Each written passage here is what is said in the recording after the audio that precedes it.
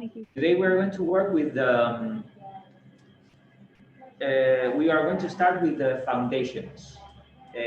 Both buildings are the same. They both have a wooden structure and they both have a concrete foundations. Well, foundations are always made of concrete. Why? Because because concrete is not affected by the soil, the water. Well, it is affected, but in the long term, maybe in 500 or 600 years, it will become something that it's not.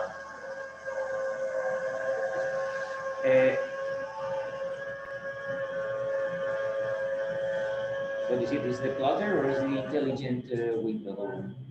Definitely the window.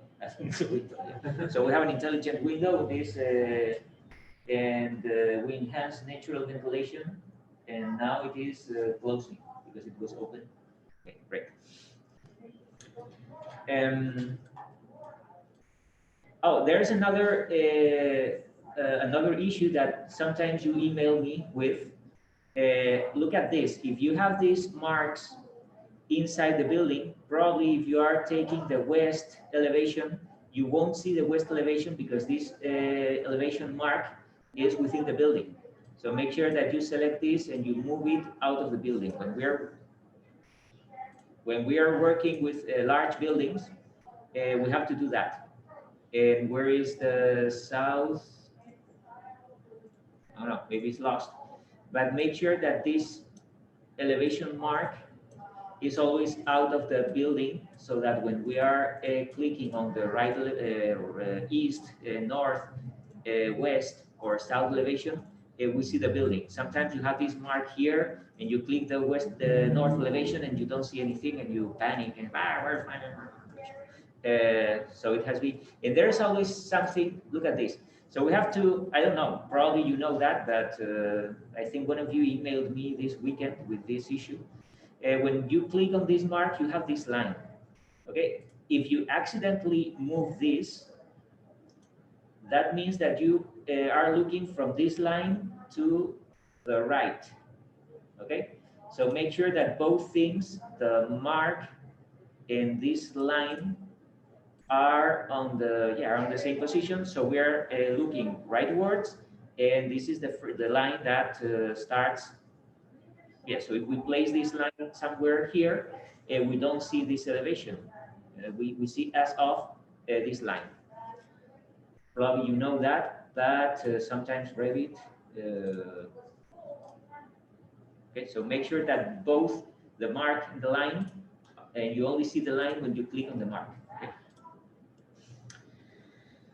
Okay. Let's start with this one because, this is more challenging, as I told you. And I think if I explain how to do this, even people working with this building, they will learn something new and they can try something different. Because here we have we're going to start with foundations, and then the second challenge is to work with this roof. In this roof, we have the section here. There are two different slopes. I'm not sure even if the angle is the same. I'm not sure. We'll find out. But for sure, they have different lengths, and not only have they different lengths, but also it's not a square, it's not a rectangle, so have this triangular shape. Okay, so there's a challenge. And again, maybe you know how to solve it. Anyway, I'll do it my way. But there are different ways to work with roofs like this. So today I'm going to show you how to do it. And if you have other way, you are free to use a different way and let me know what you have done. Or you can use the way I'm going to teach you today. Okay, so first we need to know the footprint of the building. We know the access, okay, in both buildings. We have been working with the grid lines, and the grid lines are structural lines. By the way, I think I moved something here. Either I moved something accidentally, or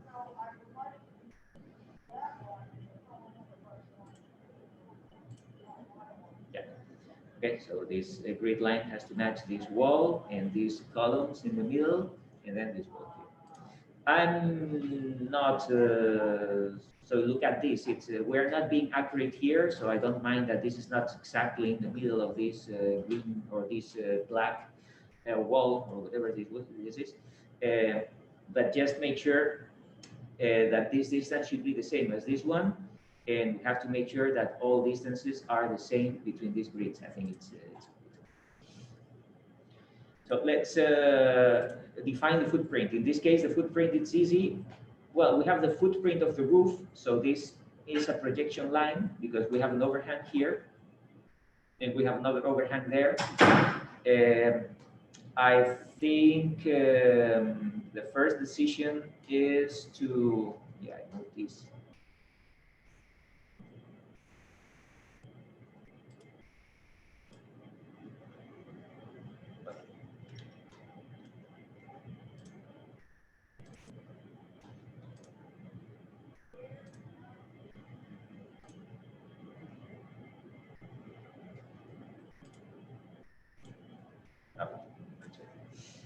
So the first decision is to decide whether this overhang is the same in this direction and in this direction. I would say yes.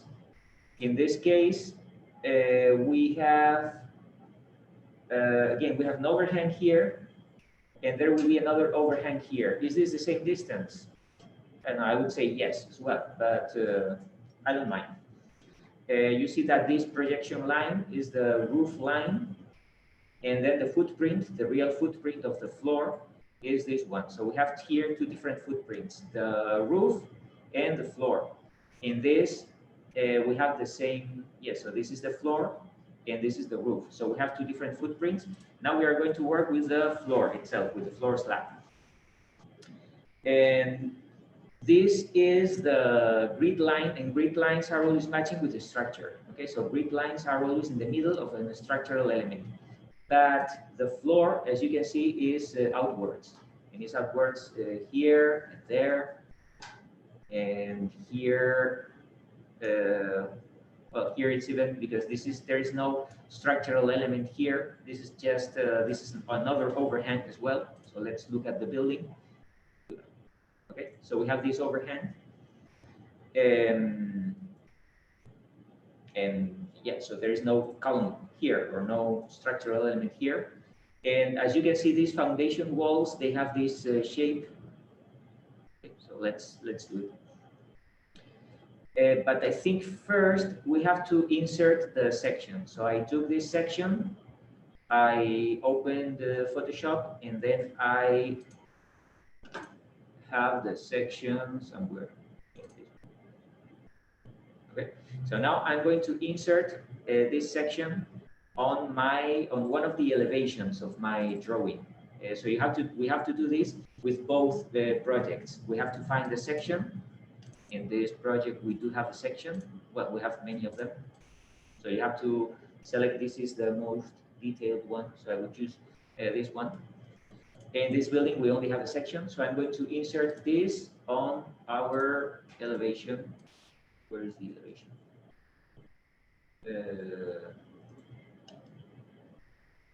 So this is the south elevation. Okay. This is the south elevation. Here we have level 0, -10, level 10. Okay, so we will fix levels later. But first, I have to drag the section there. Okay.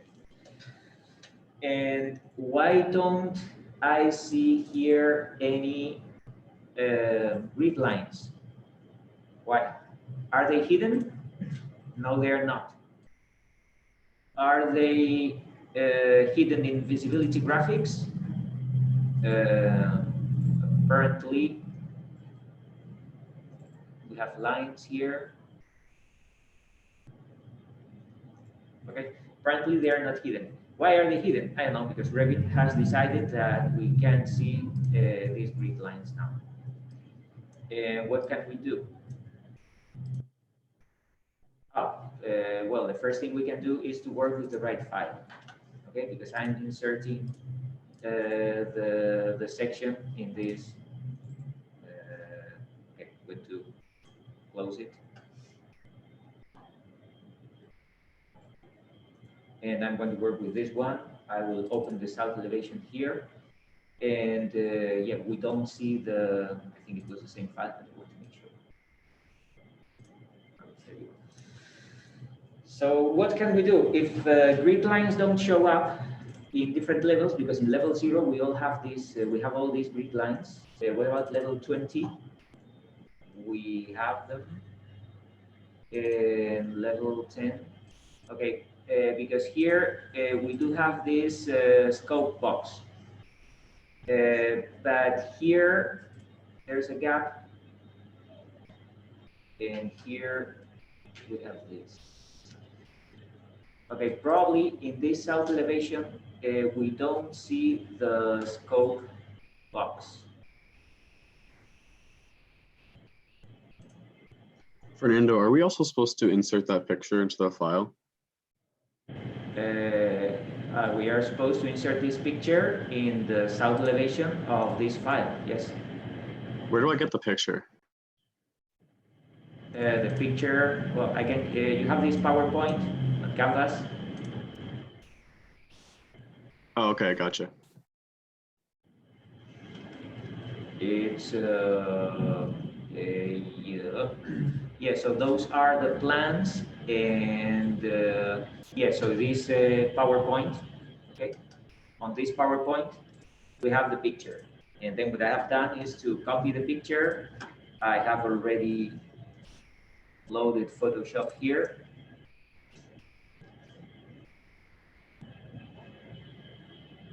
You can do this with Photoshop or with any other software to edit pictures.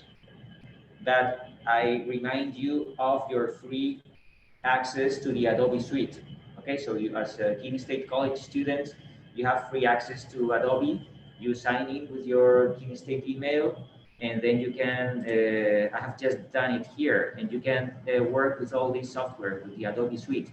This is too much. I only need Photoshop and probably, well, the Acrobat, but it's very useful. So make the most of your free license and free access to this kind of software. Okay, so create new.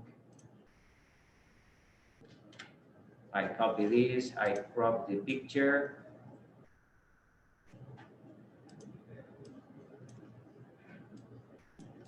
And then I save it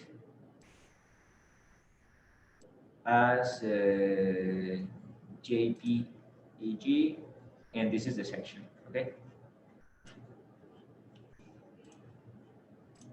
So this is what I have done. Now we have inserted this picture here. I'm not very happy with this section box, so I'm going to, yeah, I don't know what this is, but I think I'm going to do it again, because I don't know where this section box comes from, so I delete it. The scope box, sorry. So I create a scope. Where is it? Here. It's in view, scope box. So I'm creating the scope box here. And now on the 3D view, bigger than the drawing. And now on the 3D view, I want to filter only grids, and I want to assign this to scope box 2. And I want to do the same with the vertical ones.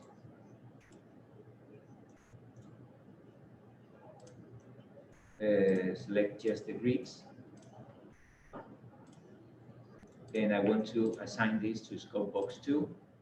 And now, I hope. What the hell is this?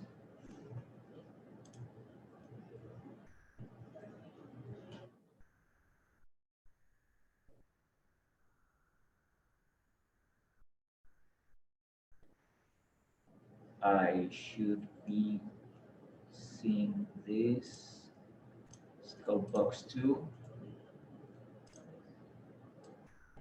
Hmm?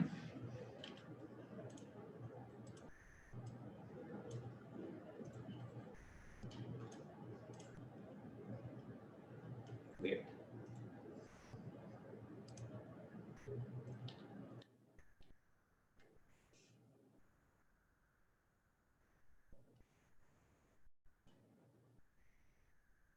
So now I have to check the visibility graphics now.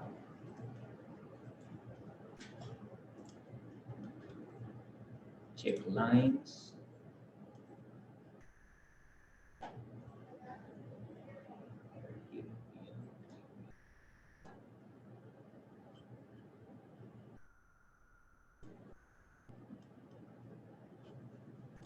So, and are they here? They are not. Okay, so we have a problem. I don't know why we don't see, usually when we assign or we attach this to the scope box, the grid lines, we see everything here. South, let me see the north. No, east. No. West. Is it because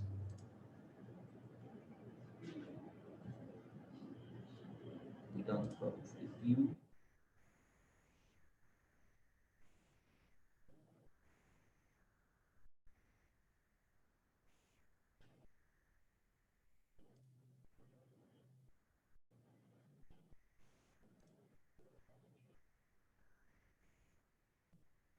Do you see your grid lines on your elevations? You do? Why am I not?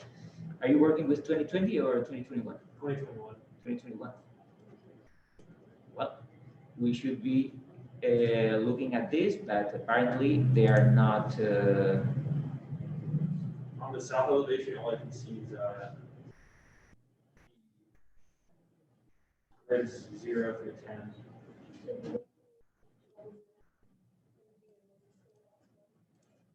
If on this elevation we see this, but on the elevations. Okay, I work with a section now.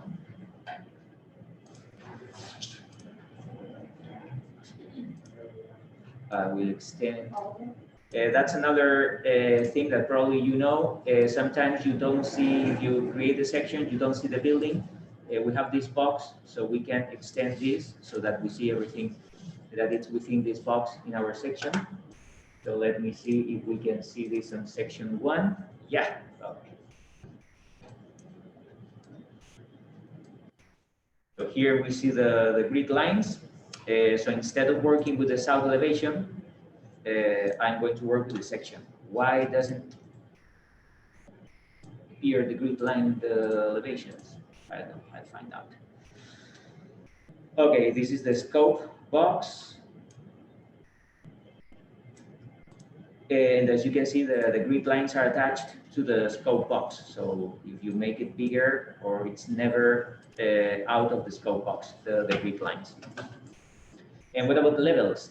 For the levels, we can do the same. If we select the levels, and then we select the scope box, and then the levels are attached to the scope box, and they are always within this range. Okay, so this is useful. And those are reference planes. I don't know what this is for. Let's see. So I'm going to insert the section here again, because the first thing we have to do, we have to scale the section. And we need to know what we are doing. So there are grid lines where there is structural elements. So here we have a structural element, here we have another one, here we have another one. Okay, so those are matching with the grid lines. What grid line? We have to go to level 0, and the first structural, this is the overhang, the first structural element is not in grid 0, it's on grid 1. Okay, so going to section 1, I have to move this to grid 1. Okay, so this wall, this column here, it has to match section 1. This has to be in the middle of section 1. And then what is the last grid line we have here? So let me see, level 0. So the last grid line is number 10. Okay, so that building starts in section 1, the structural elements start on grid 1, and then it ends on grid 10. So I go to the section, and this wall here should be on grid 10. I can create a line, model line.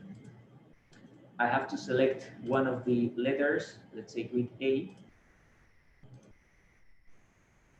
And now I can draw an auxiliary line here. And I have to scale the drawing.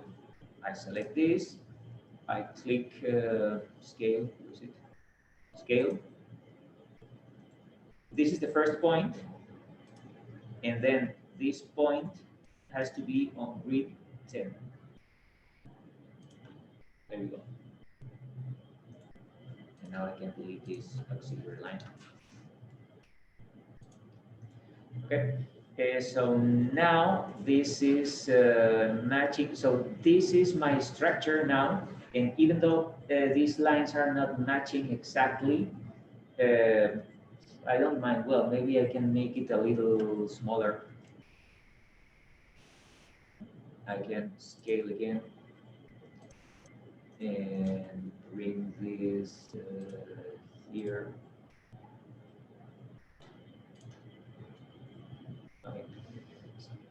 Okay. So now I'm following my structure. I'm following my grid lines. So I assume that this element would be in the middle, or would be in this on this grid line, and this would be on this grid line, and even this rooftop would be on this grid line, not here.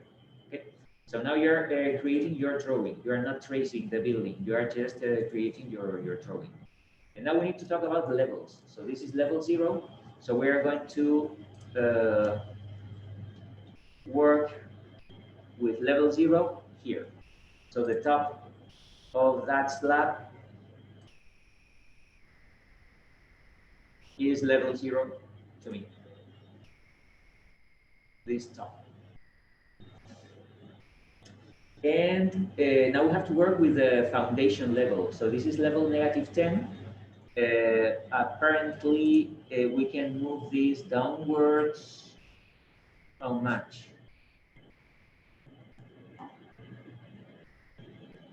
11.6. Why not 12? Say 12. And let's call this level -12. Would you rename this?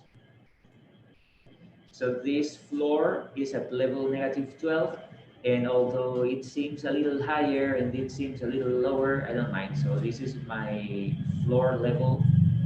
And finally, we have this level here, this one. So we can move this and copy this 3 feet. Yeah, 3 feet under, and that would be -15. So I rename this -15.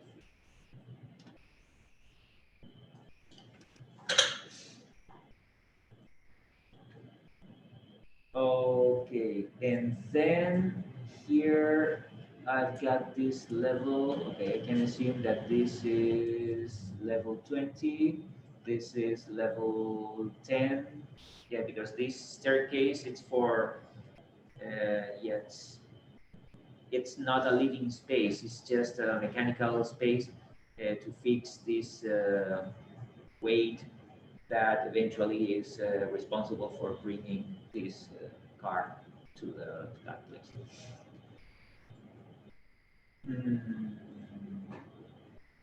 Okay, so now I think we are done with levels.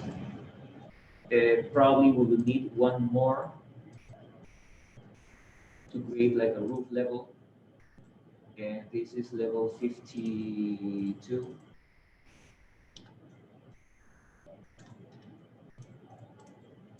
So I'll rename this level.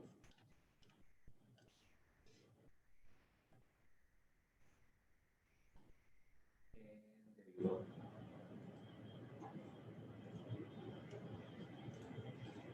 Well, I want to create this footprint.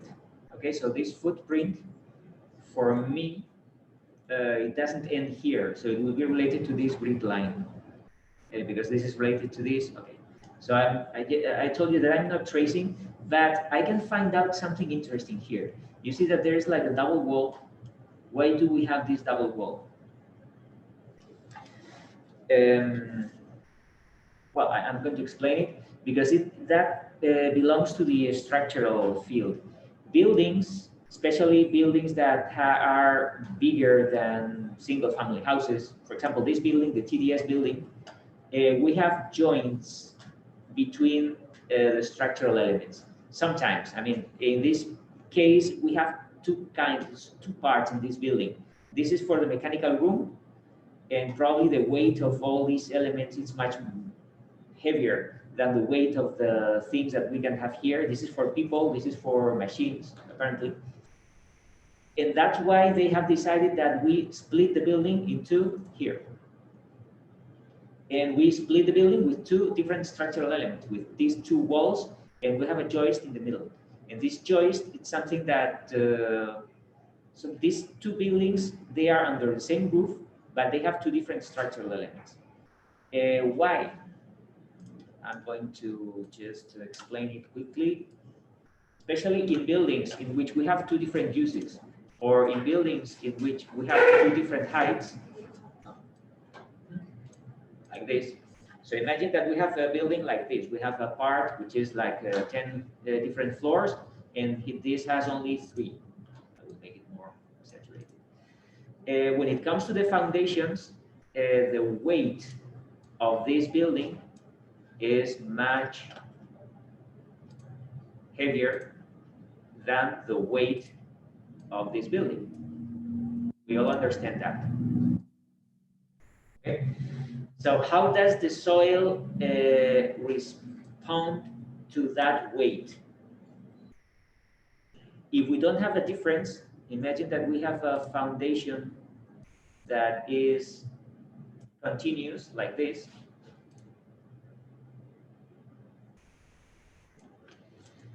Because of the different weights of these two parts of the building, here we can have a crack.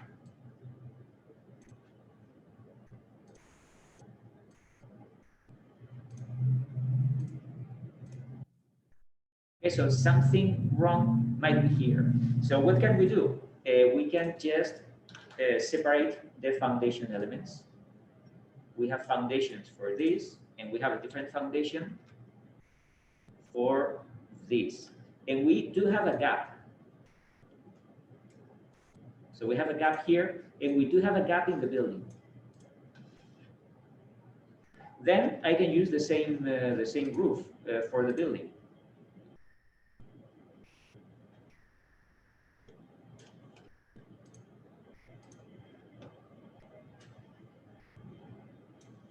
Okay, so I can have a building under the same roof.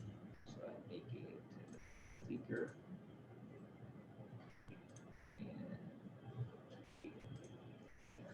But here we have two different structures, and we have a gap between them, and then this gap is filled with some elastic material. Yes, something that it's not connecting the building, but we don't have a gap because we have to fill this gap with some material that prevents two buildings from crashing or from touching each other. Okay, so this is what we have here. In this case, you see that we have this part of the building, and here we have a different part of the building. Why have they decided to do that? Well, probably because the weight of all these elements are much heavier than the weight of the elements that we have here. This is where machines are, or equipment, and here's where people are, and then that's why they have decided that they have two different structural elements here. But this is the explanation. Okay, it's because different weights of different parts of the building. Okay, so I just wanted to explain this Here we would need a double wall. We can do that. And then we have the footings. Well, as you can see here, we have different levels for the footings. Why? Well, I'm sure that there's a structural reason to do this, but in our model, all the footings are going to be at the same level. Okay, so all the walls are going to go from this lower level, the negative 15, up to level 0. You see that this is the level 0. So these retaining walls or these basement walls are going to go from this level to level 0, and then the footings are going to be below these walls. Well, probably this because there's a slope here, so that's why this wall is deeper and the foundation is deeper as well. But for us, we are not doing this. We are not. Okay, let's do this. We are going to level 0, or even better, level negative 12.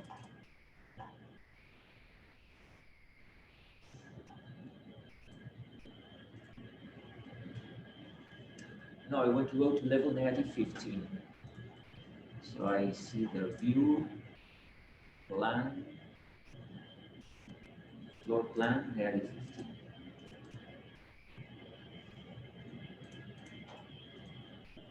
In level negative 15, question. On level negative 15, we know that the structural element is on grid 1. Probably we have to write it down. Let's find out. So there's a structural element here. There's another structural element there. So we have grid 1, grid 2, 4, 6, 8, and 10. Is that the same thing in the section? No, we have grid 1. On grid 2, we don't have a wall. We have a wall on grid 3. Then we have a wall on grid 5. We don't have any wall on grid 6. Then we have this on grid 7, 8, and 10. Complicated. And we have another retaining wall here. So I'm going to copy this grid line.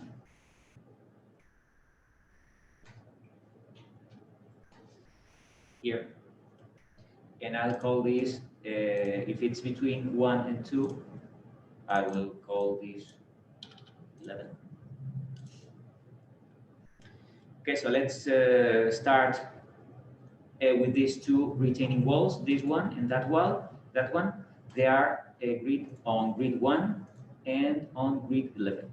So let's go to level negative 15, grid 1, grid 11, and then we have to go to structure, wall structural, and there should be something like a retaining wall here. Okay, so we have to select the retaining wall on grid 1. This is under structure. It is, yes, I'm in discipline coordination. You can turn to structural, but then you will have to go to architectural. I think in architectural it will show up. But yes, so the wall is a structural wall. It's a retaining wall. But I think you will end up seeing this wall in every. Where's the 3D view now? Okay, it's here. Where is my wall in section? Okay, it's here. Why? It has to start on level negative 16. Negative 15, sorry, and it has to go up to level 0, and I don't want any offset. Which wall did you use? It's structure, wall.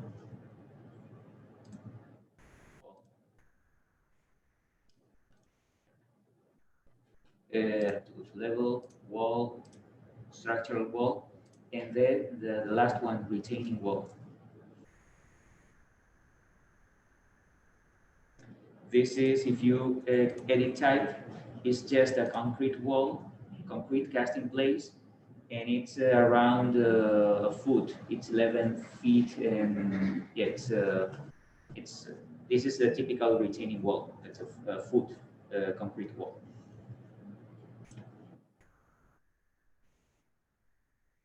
Why are we doing this? Well, then we have to fix the height. Okay, so make sure that in section, this wall starts on level -16. We're going to start all the walls here, -15, sorry. I don't know why I'm saying 16, it's 15.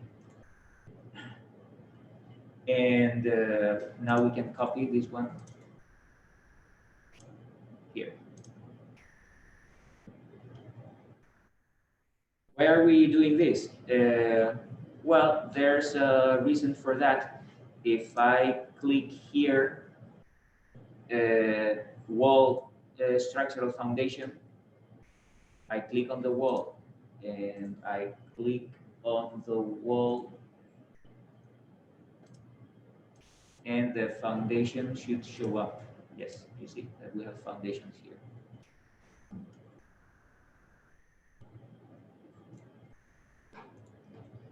In the other building, it's exactly the same. So you have to fix this distance. This is not a basement, so this is a crawl space.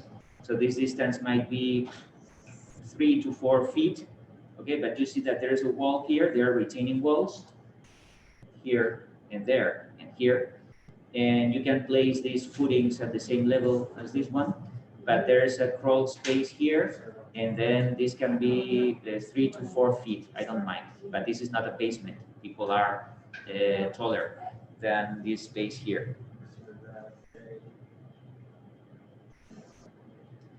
Are you following me? Yeah, for the most part. Hmm? For the most part. Okay. If you have any trouble, if you want me to stop, to slow down, to see what you are doing, let me know.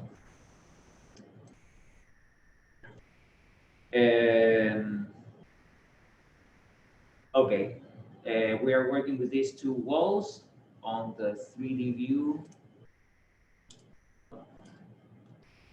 This is what we have done so far.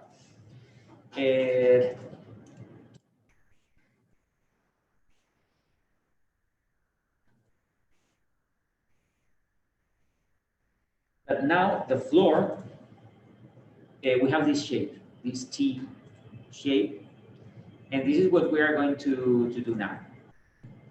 For this floor, you see that this is the grid line, but the floor, it's not matching with the grid line. The structural element is matching with the grid line, but the floor, it has an overhang.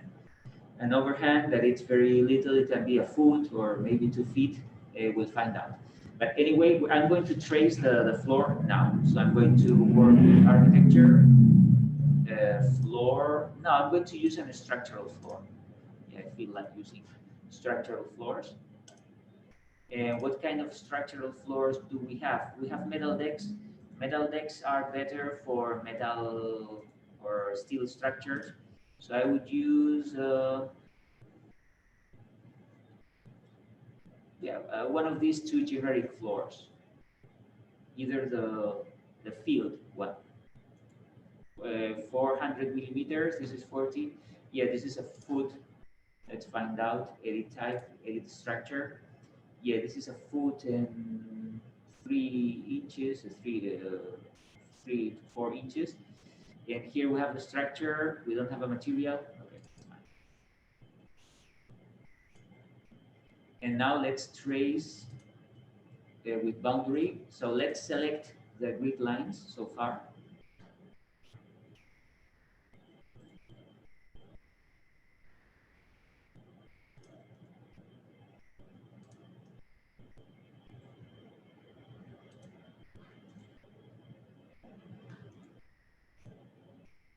Okay, I'm tracing this following the grid lines.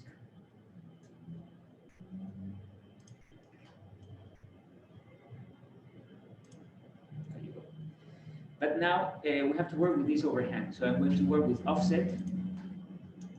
And this offset is a foot, I would say 2 feet.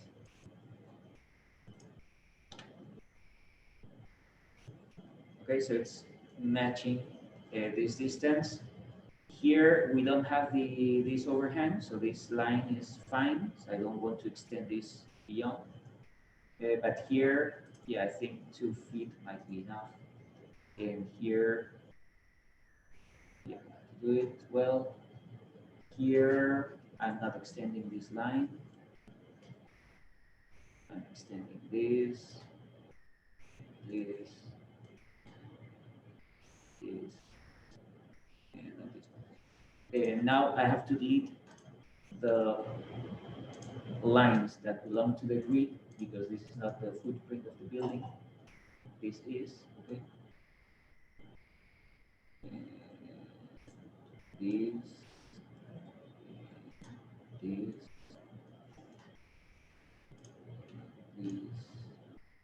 and I have to make sure that they are all connected. So I'm trimming all the corners just in case.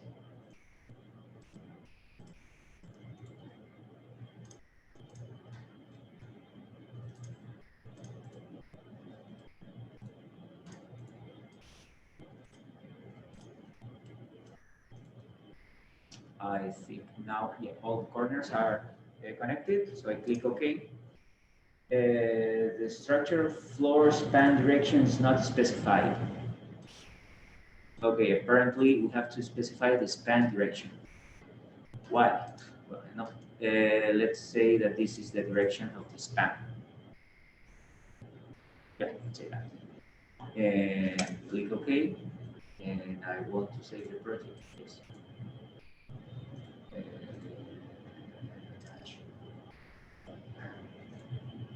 So now the walls are attached to this shape.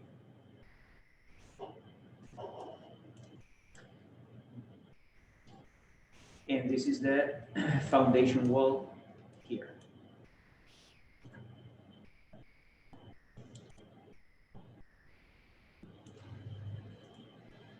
Okay. Yeah, but if you specify the span direction, because I didn't see that part. The span direction, it's edit boundary. There's a little, you see there, span direction?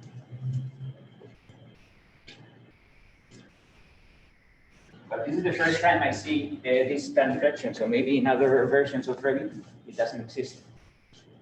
I have it, I just don't know where that. So just here, you have the slope, span direction. And we can specify either the short distance or the long distance. Usually, the span direction is always the short distance, usually.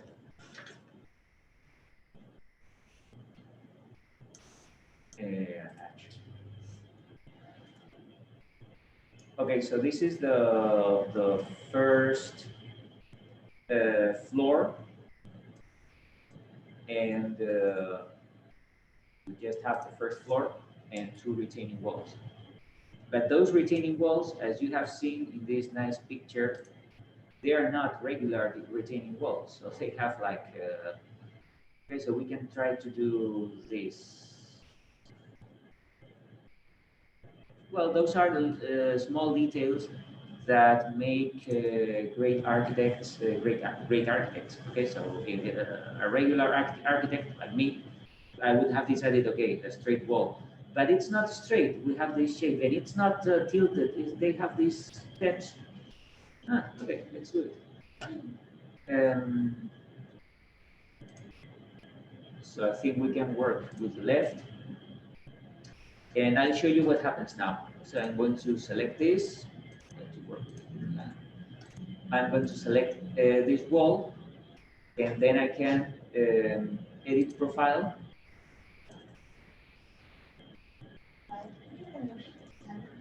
Sorry?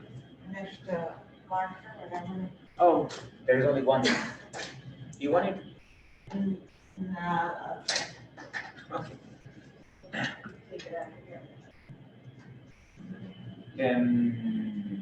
So we need those steps. I'm going to make it up. I'm not going to lose my time doing this. So let's,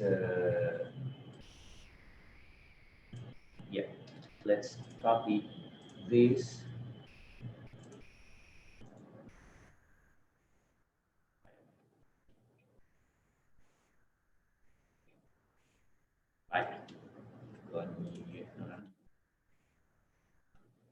I want to copy these two lines, copy, remove constraints.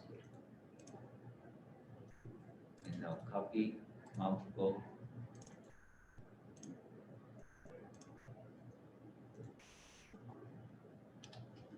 And the last one can be just vertical here. And now just mirror. We select everything. We mirror. And then trim.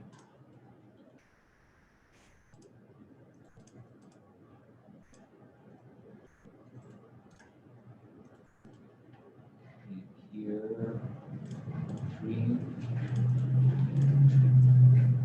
Okay, let's click OK. Cannot intersect each other. Let's see. So apparently there's an issue here.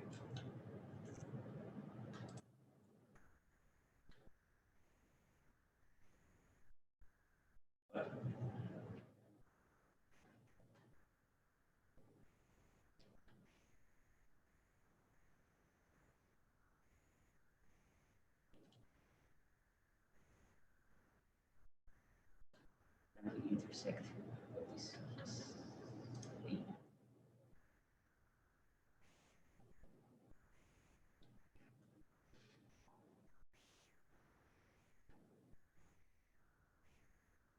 What?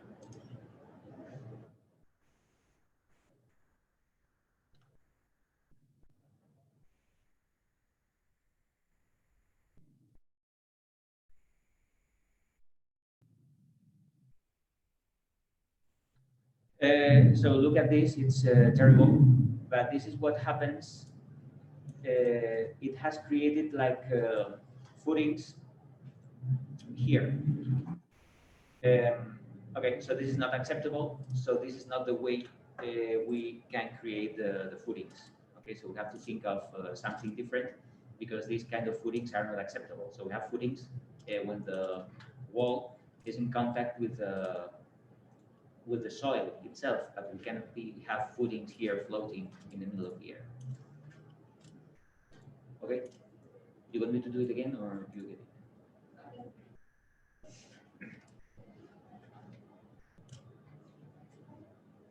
Now this wall would be the same, so I'm going back to the section.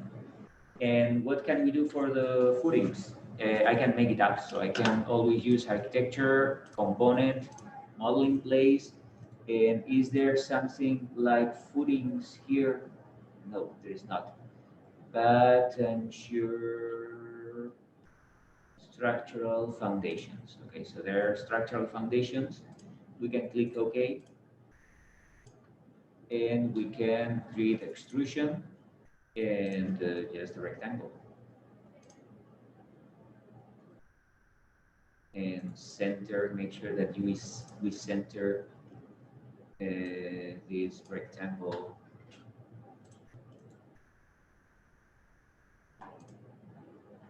on this grid line. And then we click OK. And now on the 3D view,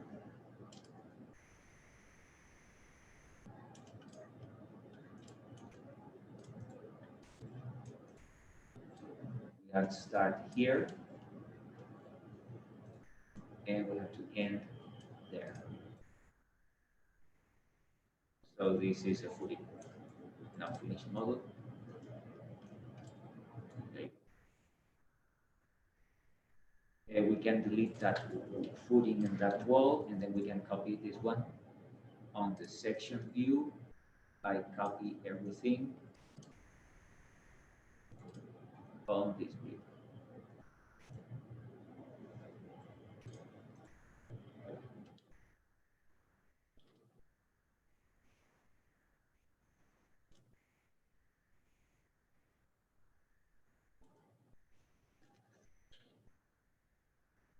Okay, so we do have this element now, which is the same thing we can see here. So there are 1, 2, and 3. So we have to find out where the third wall is. So let's find out on the level. Let's see the frame. Yeah, so this is the first one. Oh no, we have to see the section. The first one, the second one, and the third one apparently is here. Okay, and this is grid number 3. So we can copy this to grid number 3. I know it doesn't match exactly, but well, I have scaled this without any accuracy. So I assume that this wall is on grid 3. And then the next wall will be here.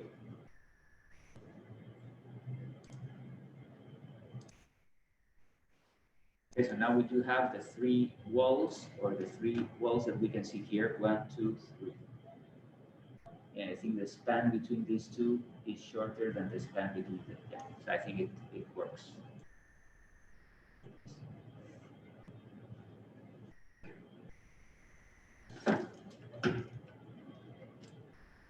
Okay.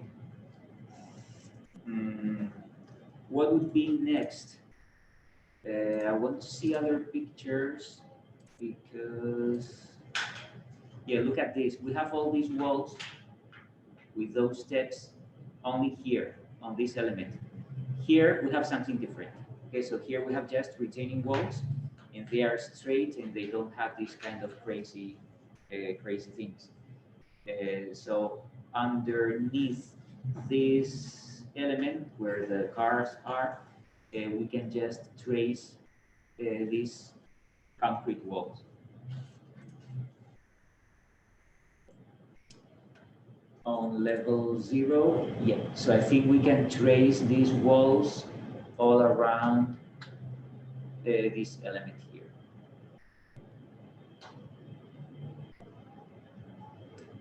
Let's do it. So now I have to go to structure, wall, retaining. It has to start on level -15 and it has to go up to level 0 without any offset. And just trace this here.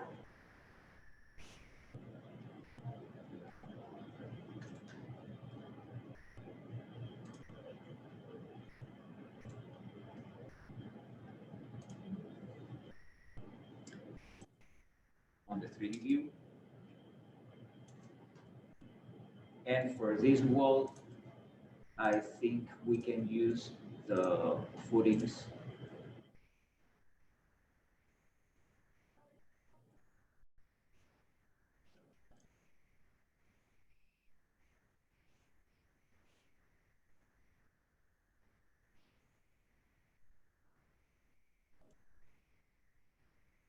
Oh, and attach the walls.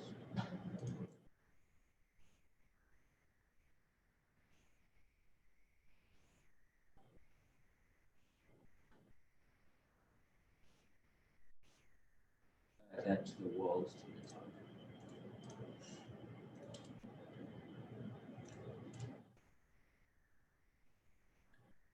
Okay, so now we have foundations. This is apparently, well, in this case, those guys, Herzog and Demiron, they are incredible because they are exposing foundations. Usually foundations are something that are hidden, are buried, but those guys are exposing the foundations and they're even exposing the sanitary system. Okay. But without foundations, we can start building the structure. So this is something that usually we don't start modeling foundations when we are designing a Revit or a building. But when we are defining a building, and what we are doing now is defining a building, we are not designing from scratch. We are just trying to analyze a building, and then we're trying to modeling the building from the structure. We have to start with foundations.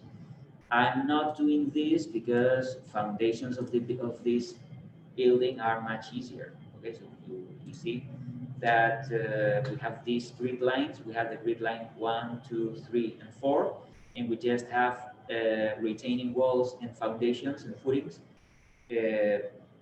following that grid line. And here, yeah, we have small retaining walls. These are in the middle between this and this. We have another retaining wall in the middle and another footing here. So I'm not doing this because it's much easier. This is more complicated because of this, especially because of this. But this is a concrete wall. And when we are working with timber structures, we always have a concrete foundation, and then we start with the timber. We start with the wood. It's always like this. So I think we are done with the concrete now. Well, probably there will be in this section one, if we look at the wireframe, yes, so there will be more structural elements here. Okay, let's do this because as you can see here, we have two walls, two structural walls. And yeah, I'm going to do this. So I'm going to create a third or another grid here between 5 and 6 because here we have a double wall. So I'm going to copy this grid here. And what is the distance?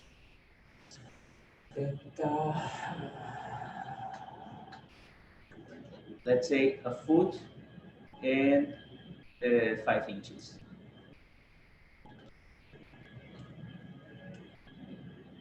Okay, the distance between grid 5 and grid, I would call this 5, 5.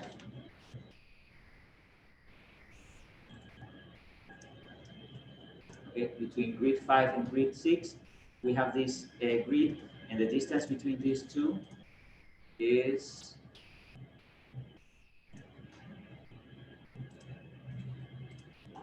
distance 1 foot and 5 inches.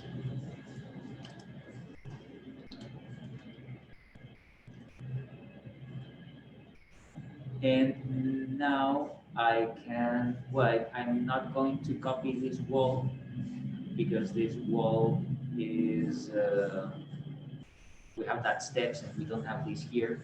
So on level 0, I'm going, where do I have the two grids? Here. Okay, so I'm going to copy a retaining wall.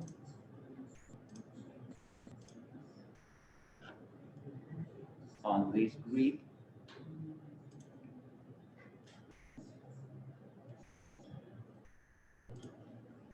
And another retaining wall here.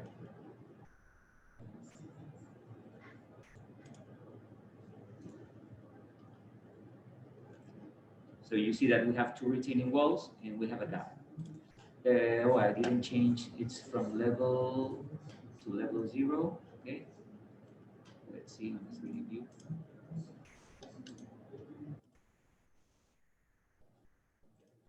I have to select these two and attach. If we have a wireframe, we will see the two walls there. And we do need a foundation. So what happens when we create a foundation for these walls? We can go to structure.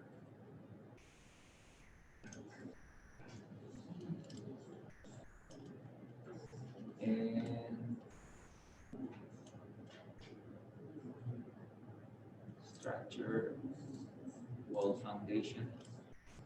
Yeah, so there's like an overlap here. Doesn't matter.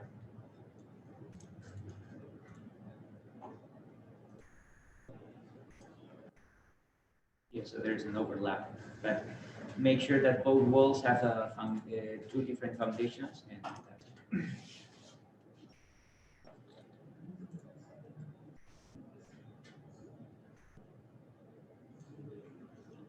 okay.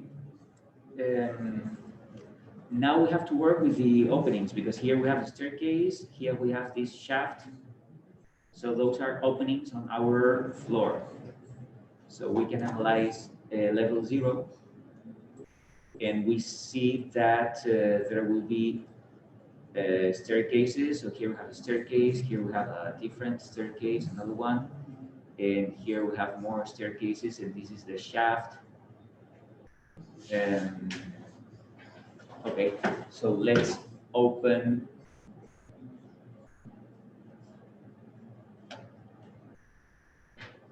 We can select the floor. We can edit boundary, and we can always create an opening, let's say here, another opening here between the walls, and another one here on this shaft, and another one there. I'm not being accurate because of mine, but we know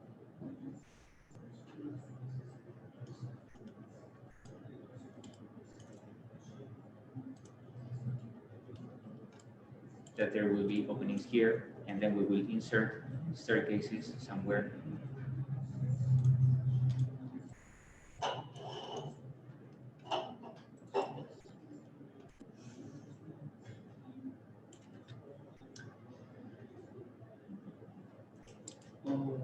Okay. And now I want to work with the roof, because we see that in this section. Okay, so we are done with the foundations. We are done with the concrete elements. Next day on Thursday, we'll start with the beams and columns that will be made of wood. But now I want to start with the roof, because this roof is challenging, because we have, I told you that I don't know if it was the same tilt. So let's find out. We are going to create a model line, an auxiliary line, following this, and then another auxiliary line.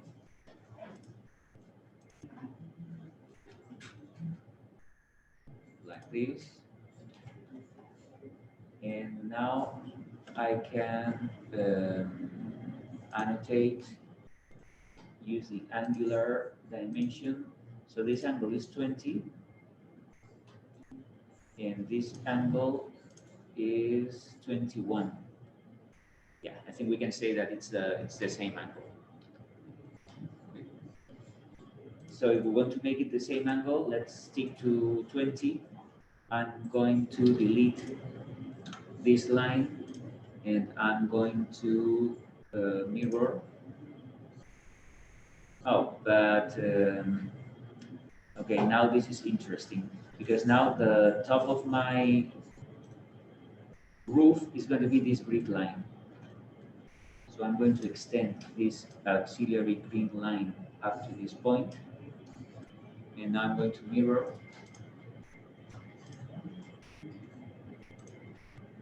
Like this. And now I'm going to extend this grid line all the way to this.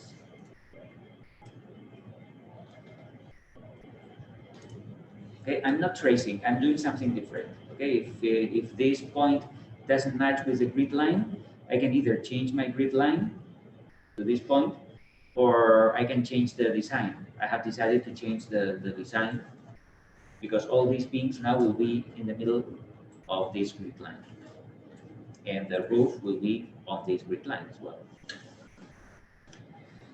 And I have decided that both slopes are the same. Yeah, because if one of the slopes were 20 and the other one 25, maybe they would be different. But if one of the slopes is 20 and the other 21, probably it's because there is something wrong in the original drawing, or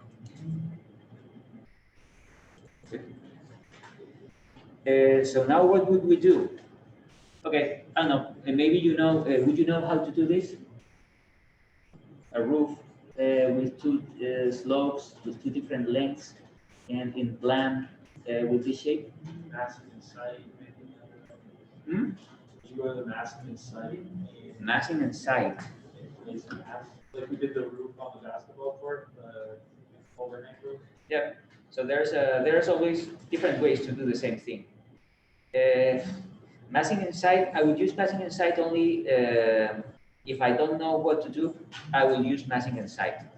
If I have an alternative using the traditional roof in Revit, I would use the Revit tool for roofs. So this is what we are going to do now. We are going to try to create this roof using the architecture roof without the massing. We can do the massing and then we can transform the mass into a roof. We can do that. But I think I would be more comfortable doing this with the roof tool. Okay, I'm going to try two different ways to do the same thing, and then you can decide what you want to do. I think one of them will be much easier than the other. Well, let's see. You see that in roof, we have roof by footprint and we have roof by extrusion. Let's start with roof by footprint. I think this is the difficult one. If we're using the roof by footprint, I have to trace this, that this is symmetrical. So I think I need something to help me do this easily, since there's a symmetry. So I'm going to use reference planes. Okay, so in architecture, let's use reference planes. And I'm going to create a reference plane here up to this point. And I'll name this, I'm very bad at giving names, so reference plane 1. And now let's use reference plane and reference plane 2. Okay, 1, 2. And now I want a mirror. So I'm going to select these two reference. Well, I want a mirror, but I need to know where the midpoint is between this grid line and that grid line. So I can always trace a model line from grid G, in my case, to grid, what is this? P. Okay, because I need this grid line and this grid line, so I need the middle point. Probably it would be grid L, but I'm not sure. Okay, so now I select the two reference planes, 1 and 2. I select mirror, and I have to select the midpoint that I think it's the same as grid L. Yeah. And now there should be two different reference planes here, number 3. Yes. This should be number 4. Oh, I've done only one. Mirror again. Midpoint. This is number 4.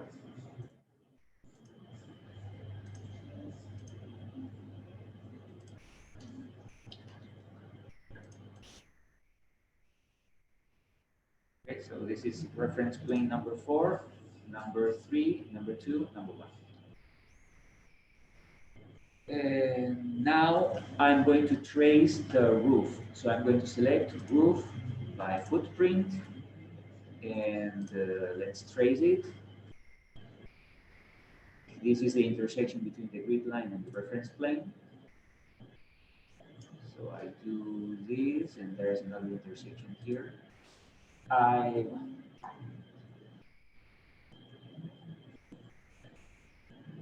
This intersection here, I don't have a grid line. Anyway, I'll do it here. Here.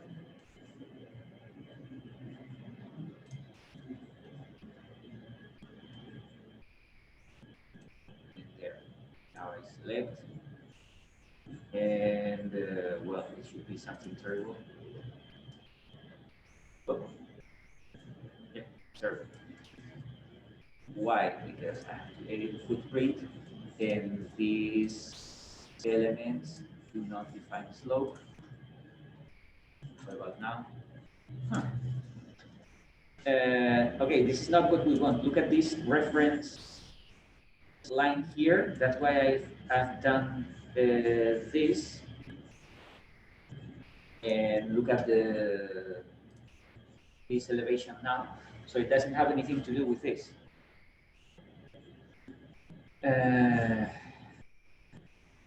How can I work?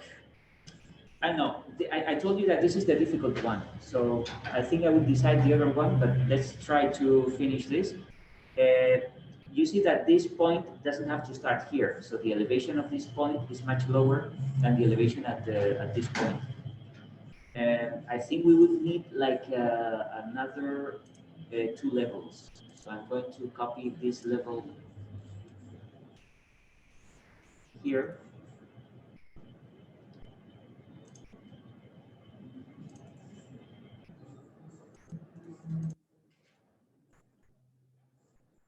Okay, so instead of level 53, that would be roof low. And this one,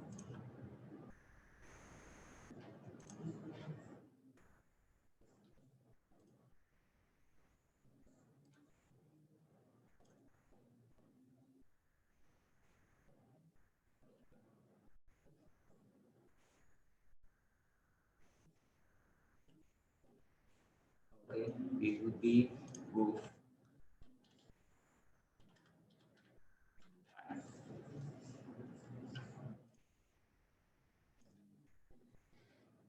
Okay, and now I'm going to attach this to not to level 0, but to level roof low.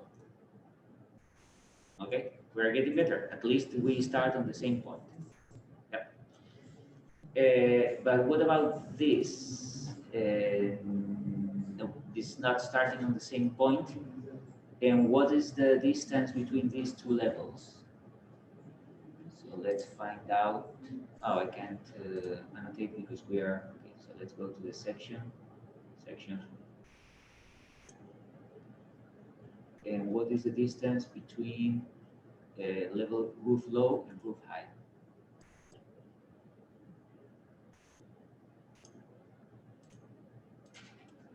22.5. Okay. 22.5. I have to remember this figure. Because now I want to select this roof. I want to edit footprint. And I want to change the elevation or the offset from this. So that would be 20 and 2.5, 2.5.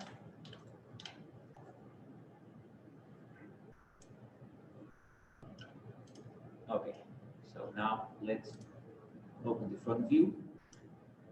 We are getting there, yes. But now we have to define the slope.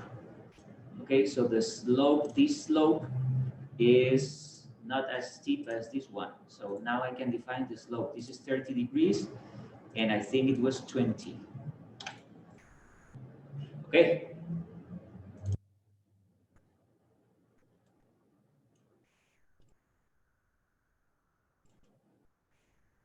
I made it.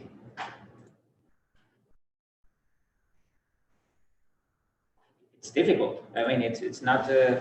You have to think of how to do it when you're working with a roof that it's not symmetrical, and even in plan is not square or is not rectangular.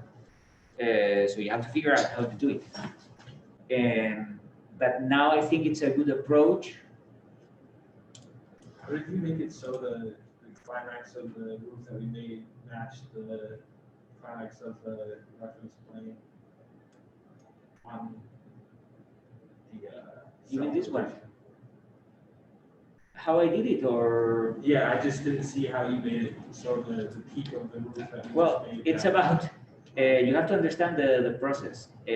So first, we need to define this elevation. Okay, so we define this elevation with the offset, and that offset was 20 feet and 2.5 inches.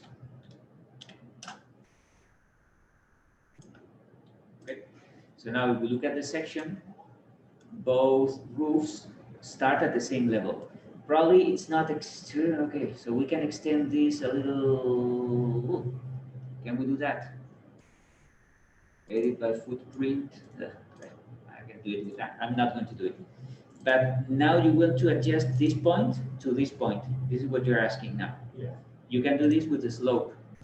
So if you edit the footprint, well, we can work with the roof in a section.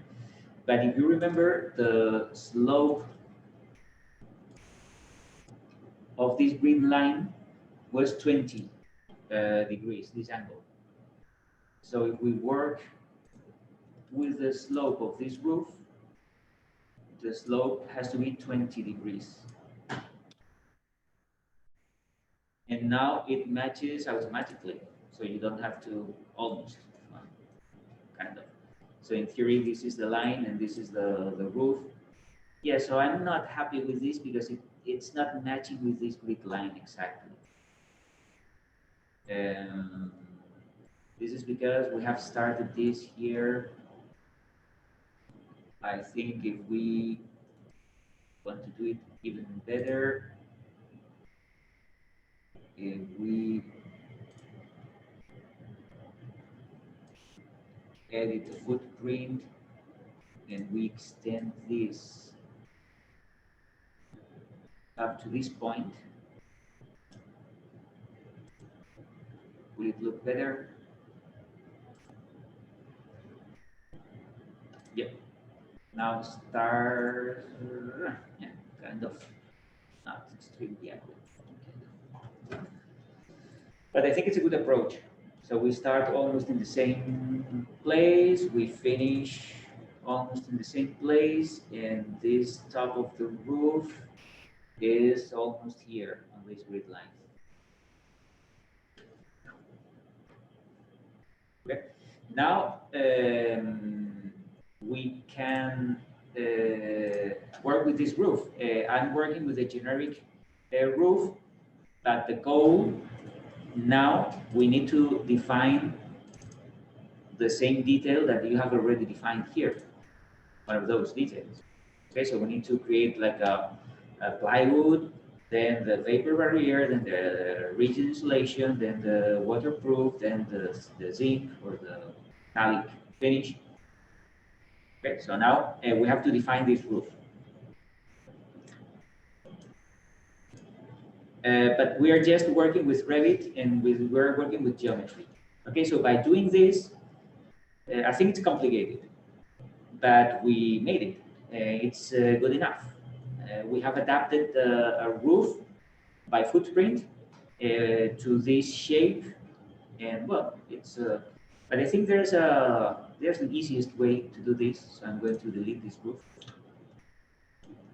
and I'm going to use architecture roof by extrusion. Okay, so if I select roof by extrusion, I can just pick these two lines, this one and that one. I click OK, and the roof is there. What's the issue now? Well, the issue is that the roof is rectangular, or the plan is a square.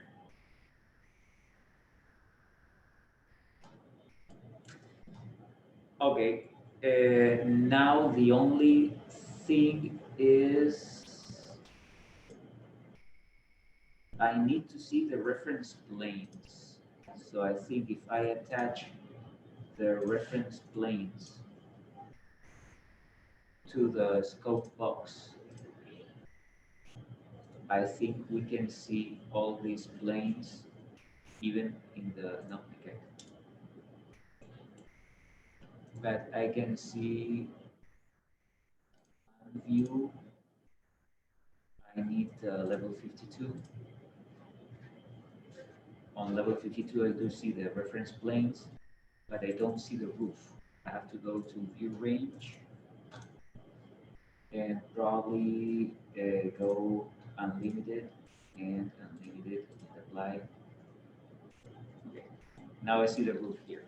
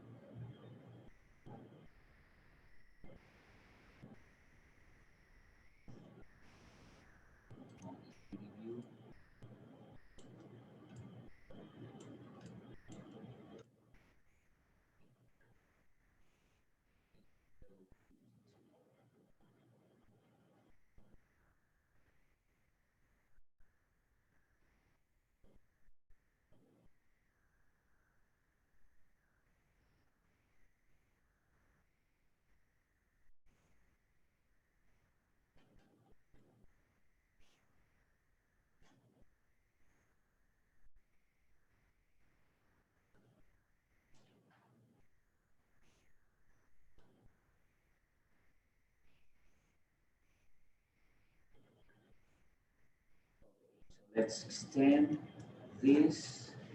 And now, how can I cut this roof by extrusion?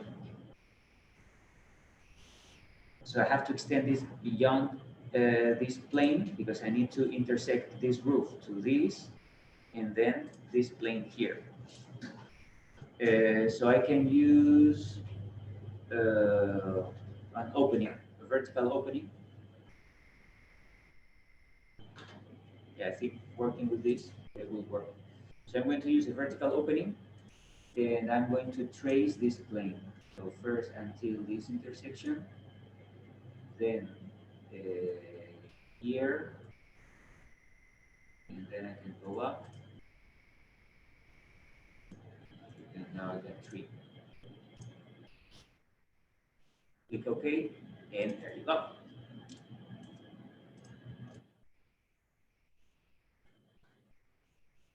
Okay, I'll do it again. Level 52, architecture, well, select the roof, vertical opening. And now I have to trace a shape that starts here, ends here,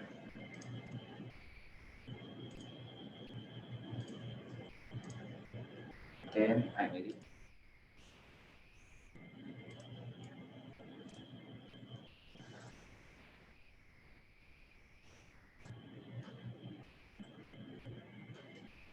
I don't know. I think I find this second option easier than the first one. I don't know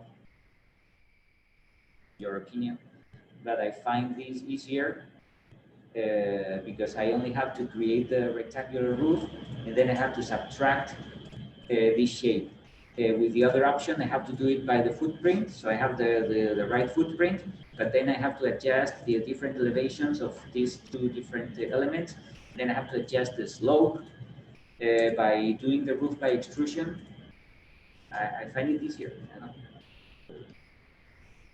And then we still have the massing and modeling. So that would be the third option to do it.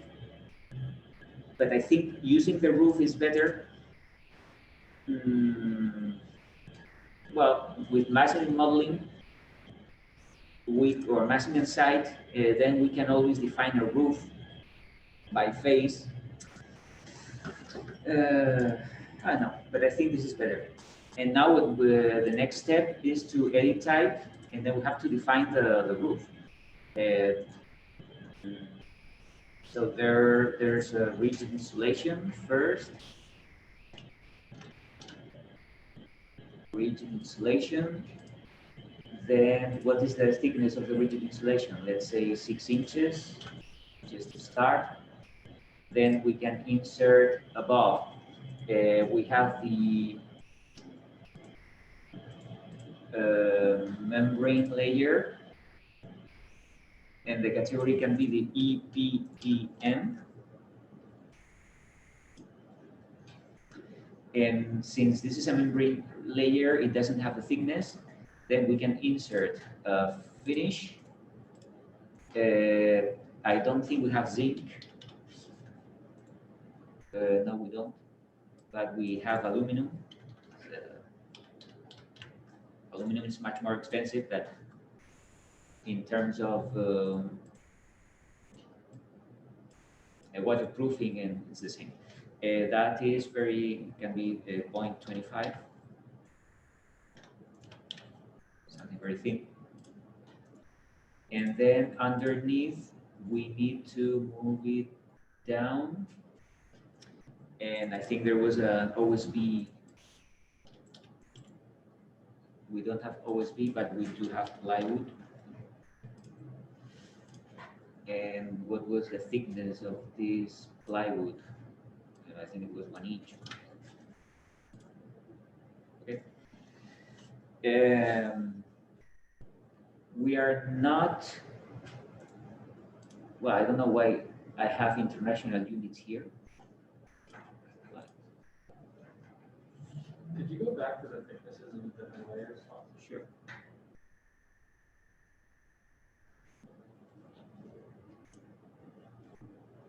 The aluminum is 1/4 inch. It can be even 1/8. Something very thin. The membrane, it doesn't have a thickness. The rigid insulation is 6 inches, and the plywood sheeted can be 1 inch. Anyway, you have to use the same detail that you have done here. Okay, so it's plywood, then rigid insulation, number 3. Number 2 is this, well, this is vapor zinc, whatever, but it can be the EPDM layer. And then we have the zinc double standing, yeah, it can be, this can be aluminum. Okay? But you have to use the same layers that you have used on that detail. And now we are adjusting the thickness of the rigid insulation. And what is the goal? We have to make it a passive house. And I'm sure that this is in Switzerland. I'm sure that they have designed a passive house building with this. We should check the thermal resistance. The problem is that why do I have international units here for the thermal resistance? Probably because I have the material and I define the thermal. Can I change the units here?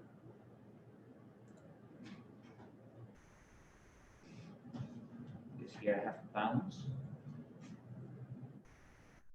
but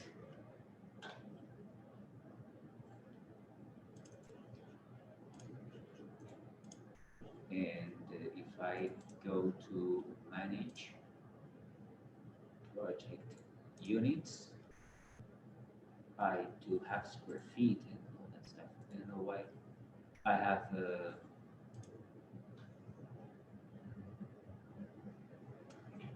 energy.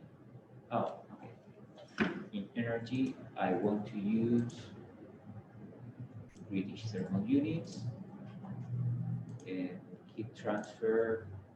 I want this and specific heat.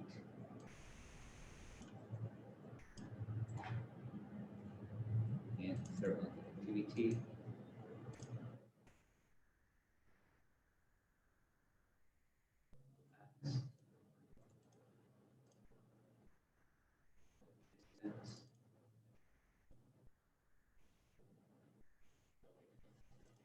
Now, if I select this, the thermal resistance is 26. We are far from a passive house. So I think instead of 6 inches,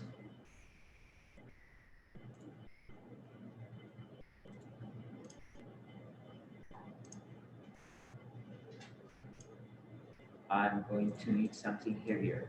Say 12 inches, not going to be enough. 50. Okay. I can accept 50. It's not a passive house, but I can accept.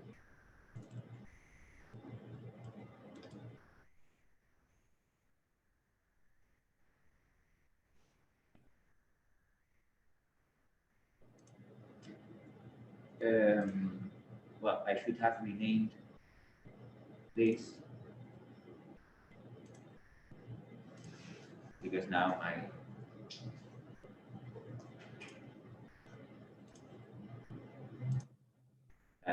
duplicate, and I'm going to call this R value 50.